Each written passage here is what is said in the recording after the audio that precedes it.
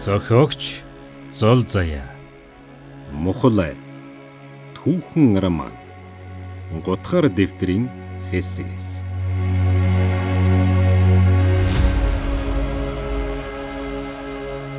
Эцгийн гал дээр ёсолж авсан гэргийн минь энэ ёсыг үлдэх нь ёсноос гажууд гэж юу? Ээжийн минь хүртэл энэ ёсноос гажаагүй гэж шийч мэднэ гэл. Салжидгаа баггүй мэгдэн. Орогвай хатан хизээний харгис.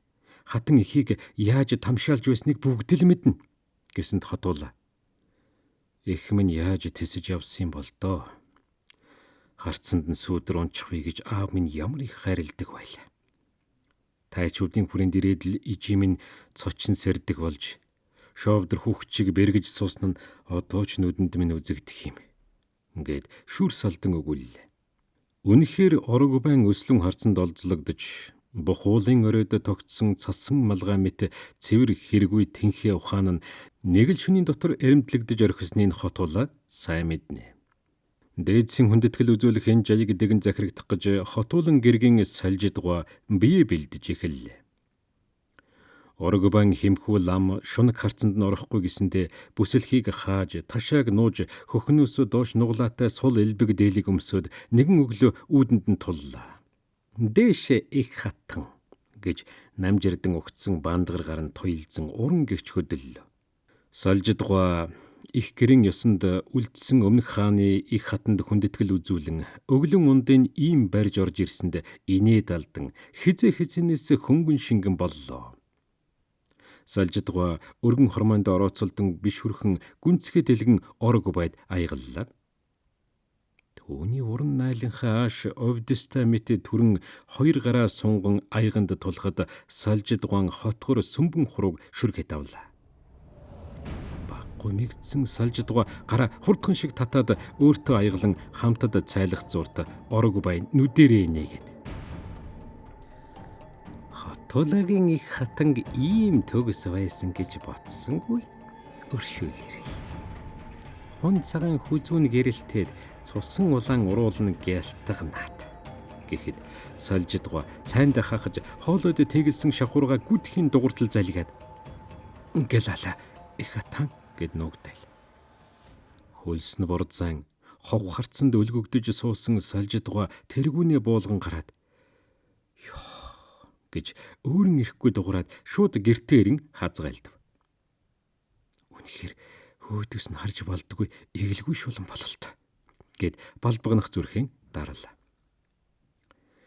Хэдэн өглөө салжидгаа гүнцэг цай таалсанд унжигнан хүрээ хотын ховыг нэгжид суусан орогвай дуу шуу болж үе үе дээл хувцаа солин гааны навчин усанд хурууга дүрэн битүү ороож бигнүр тавьж эхэллээ. Гойлог урт хуруунууд нь үе үеэрээ палбисэн ч чимхлүүр өндгөн хэсэг нь өнгөө алдаагүйд баахан баясан 10 хурууга үнсэн таалан сууг хүзүүндээ туурын анхилам тосыг ээлэн түрхэлээ. Энэ мэт тансаг үнэртэнг алтан улсаас бишгүй зөөлгсөн тэрбээр үнэр ялгуун бүхэнд шуналтай гихч дурлжээ. Алтан мөнгөн унжургыг хацар нүүрэндээ тавьж үзээд "Энэ ямар байна?" гэж өөрийн шивгчэнд харуулсанд "Их хатан тансаг эдвэн гэхдээ салжидгаа хатан их энгийн харагдсан" гэхэд орогвай шууд эргэж харан хялалцаад "Яаж байна?" гэсэнд "Өмсгөл дээл нь өнгө ууснаас өөр гоёлгүй байна лээ" гэхэд тэрээр дуу аялан толгоогоо гэлжийлгээд "Тэгвэл бүрч аятайхан" гэд хамраараа илгуулан "Гарч явуулна" гэлээ. Торгонд буусан жижиг уутыг барьсаар их гэрт нь орж ирэхэд л салжидгаа үнэн голоосон айжээ. "Их хатан би тань дээр бараалхах ёстой. Ёс алдлаа өршөөхтүн" гэж дахин нугалсанд орогвай бандгар тааза хөдлөгөн алхаж ирээд эрүүгэн нэг шудран өөдөөс нэгцлээд "Өршөөлгөх хэрэггүй. Их хатан болсноос хойш их өргөөнд нь тухлаагүй юм байна" гэд баавган ирсэн орон дээр нь лаглаагаад зөөлөн буусан үслэг сорын илэн таалан гараад өгч "Нааш суу" гэд хизээний гэрийн ахайтан шиг салжидгааг дуутахад тэрээр урт хормойг үл ялэг өргөн өлмийг нь гიშгсээр дэрэгдэн суулаа. Орог бай түүний халуухан нарийнхан хуруунуудын шүргээд. Мэ чам шиг сайхан байлаа. Хичнээн сайхан гэж. Онгол усыг хэдэнтэй юусан чи цаадна гэж үг. Дуртай үедээ дуулж, аав ээжийн хайранд умбож, хайрын шивнэнд уярч явсан хонгор нас хичнээн сайхан. Салхин зэрдэг давхиулан жаргалын алтан талаар сэнгэнүүлээд яг л нохой зээг шиг гэд тас инээгээд торгон уута алганд тавиад гарын тас атхан үнсээд. Гайхалтай сайхан үнэртэй юм. Охид заарын энэ үнэрт би ямар их дуртай гэж санана. Яг л жаргалдаа тачаадан хөлсөнд умбаж улаан хэлээрээ шимэлцэж байхад энэ үнэр сэнгэнтгсэн. Гэсэнд салжидгоо гараа өгз татаад торгон уутын орог байн хормойдон тавин өнтийгөөд их хатан таны өгөмөр хишигт тань гэлалаа. Хот өргөг эргэх цаг нь боллоо гэж тонголцоод орог байг орхилоо. Ингэж гэрээсээ цогтож гардаг байна. Их тэнгэр минь гэж залбираад шууд хотуулаг нүдэрээ хайлаа. Салжидгоо гэд гэргийнхэн том алхаанда унах шахам явахыг үзээд ийн дуудаад хотуула гэргийг нь тослоо. Салжидгоо салганан чичрэн аман зуран үгч хэлж чадсангүй. Ахайтан гинтийн энэ үйлдэлдээ баламгтаад хүрээнээс гарч болох уу гэж арай ядан дуулгаад хариу хэлхийг хүлээхэд хотуула ажиггүй. Дагуул жанжинтай явна шүү. Та минь хамаг Монголын хатан гэдгээ мартаж болохгүй гэд жуумалзаж тусгайлан хатны жанжин гэж томилоод хүрээнээс гарах эрх өглөө. Аав, ижи өргөнд алга гэж хэлэхэд хотуула гайхан. Гүй энэ орой болтол ирээгүй хэрэгүү гэхэд шинтээ бэх эхийг хүрээнээс гарсныг дуулаад араас нь нэхлээ. Гэгээ тасрах гэж туйлын наран газар шагаалдаж байхад салжидгоо гэрийнхэн босхийг давна гэхээс ясн хавтааж хотуулаад хэлж чадалгүй хоёр хүрээний яг голд зогсоод хоёр тийш харлаа. Хатан та яав гэж жанжнаа асуухад тэрээр юу ч хэлсэнгүй. Хоорой салхинд буржгар үсний үзүүр нь хийсэн тунч үсгэлэнтэй харагдсан ч мойл харнууд нь гинт усаар дүрэхэд салжидгоо жанжнаасан гэрвшин буруухарлаа. Тосож буусан тэр нулимс зүхэл хорслын айлын ч биш, харин гомдлын нулимс байлаа. Салжидгоо "За хөдлөе" гэж аяархан хэлээд дөрөө хавирахад түүний цохилтонд мориных нь хавирга явран хөдлөлөө. Гадуус хүртэл надад гомдож байхтай. Нуруу хавиргыг балбаж цохинд авахад энэ биеийн гомдол нэхэж байсангүй. Гэтэл би хамаг Монголын их хатан хэмээх алдарт ирв. Ямар их алдар нэр вэ гэж битүүхэн гордож суусан минь саях. Өндөр босхын давхад хөл газарт хүрэхгүй болсон санагдаж билээ. Одоо харин ямар их төсвөр төвчээр зориг хатуужил ухаан бэлгүүнийг нэгтгэх судал бай. Өмөх махыг хүртэл 3-аас илүүгүй хүртэж, өглөө нарнаас эрт сүлдэндээ мөргөж, өрдөх галынхаа тулганы үл тоосыг шинжих, өрцгөрийн бүрээс бүслүүрийг бүтэн байлгах эмийн ухааныг хэд дахин ужиглах асар хүн талтар байна. Гэсээр санаа алдаад цэврүү төлөлгүй цэмцгэр байлгахсан. Хэрэггүй нуглаасгүй ариун явах юмсан. Гэсээр шүнийн гэгэд тасрахын алдад хүрээний голд ирцгээлээ. Хатан ээжи гэсээр шимтээ бихийн сандрангуй дуудахад их нь мориноос гулсан буулаа.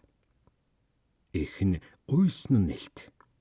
Түүний хазар дээр догол татан хатжээ. Салжидгоо "Шимтээ бих юунд үүд манав?" гэж зүрхшээсэн байртаа асуусанд "Хүрээнээс гарсан гэж ааваас дууллаа.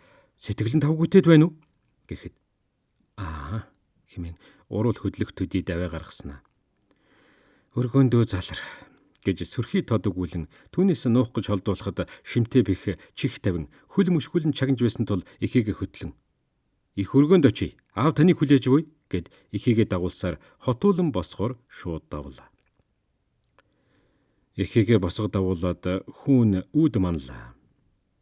Тулгын гал цооноглон дүл нь улаанаар түлэн халуу шатах гэрт салжидгоо уламж халууцлаа. Хотуула гэргийг нь ширтлээ. Хар нулимс хүрээ татаж ором гарчээ. Чимээгүй дулаан гэр нь хизээ ин уйхлан байсныг санан гэргийн галын элчнээс холдоход хотуула Ялгуун сар тусч гэхэд тэглээ. Хүрээнээс гараад утлаа гэд харц боосонд хотуула. Хэлэх нэгэн үг байна уу? Хэлцэн мэтгэх өгүүлэл байна уу? Хэмээхэд гэргин. Сарны хилтерхий сайхан ч гэлээ санаж дурлах зүйл биш тэг.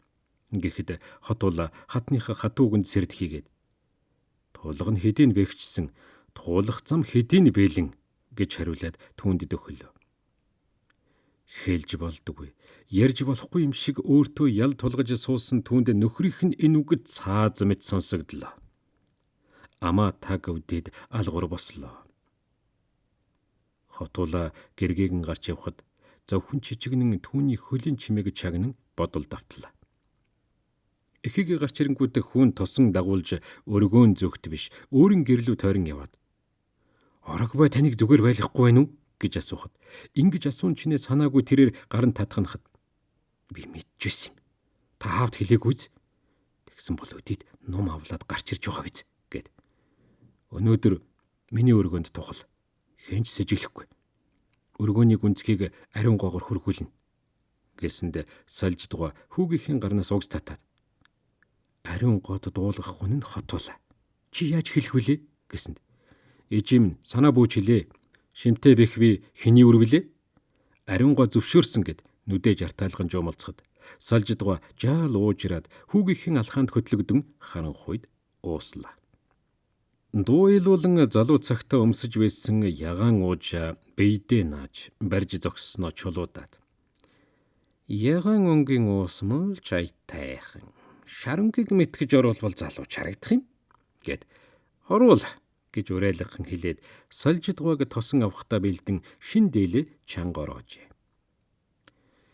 Бишүрхэн гიშгэлсээр ариун гоог орж ирсэнд орог бай дээрээс нь доош нүд унгаад. Хотуула хан болсон биш хэдэн хатдараа өнжүүлээд uuнд бариулдаг болоо юу гэж тааламжгүй яриад цайг нь авлаа. Сольж дугаа зөөлөн булбар арьстай. Хурууны үн хонхойгоо дэгдүүтэй. Харин ариун гоо хүдэр чанга бийтэй юм. Бас хар үстэй. Уг нь бор үстэй эмс илүү тачаангуу байдагсан гэснэ духан дээгүүрээ дахин шинжилээ. Ариун гооч ялгаагүй түүнийг хөмсөг доогуур зуран үе үе харц тулгана. Гонцгоо царай, гүн хүнхүр нүд, эгц хэрнээ урт хамар. Байтгал нэг төрх. Гэхдээ энэ уруулан дээрх жижиг мэнгэн чимэгтэй өнгө нэмжээ. Хумс нь гүдгэр толио ихтэй гэж балга ундандаа нэвчвт сороод аягаан тавилаа. Тэр хоёр ахин юу ч ярьсангүй. Ариун гоог таахад бэрх юм гэж нүдэд цавчихгүй өөдөөс хархан цаанаа л хүйтэн юм гэд аяганыхан амсрыг нэг бүрчлэн тойруулаад сальж тухайн хүнрийг аяад нэг таалах юмсан гэд барьж байсан аяга чулуудан тавьсанд ариун гоо хагасм хийгээд "Их хатан танд тухгүй байна уу? Өглөн унд таалахад би зохихгүй нү?" гэж өдөн асуугаад өөдөөс нь дүрлээсэнд хоол ажилласаад "Маргаашийн гүнзгийг чи хүргэх хэрэггүй. Чиний гар хатгүй юм" гэж хэлээд дохиход ариун гоо харц буулгаад тэр чихтэн эргэлээ. Тэр өдөртөө орог бай уур цухлан хүрэн хэдэн шивгчтэй зандран ийшээч нэг тийшээч нэг гүйлгсээр арэ гэж үдийн нар хэвээхэд "Их хатан надаас зүхтж байгаа юм байх та" гэсээр өөртөөгөө сөргөлдөн чанга ярьж байснаа ингэсэг гэжооны тосыг хайлуулж гаргасан гаврыг чихний омгондоо төрхөн сольж дугаан өргөөрөв зүгэл. Харуула жадаатхан жилийн аль чөлрөлд сонор байдаг тул гэрүүдийн үзэв торих орог байг аль түрүүн хараандаа аван хатандаа хүргээд байлаа. Сольж дугаа улам гангалан үсний хавчаар үнэт эдлэлийг хуруу дараалуулан бас чиг тансаг үнэртэн үсэндээ дусал хүргээд хүлээлээ.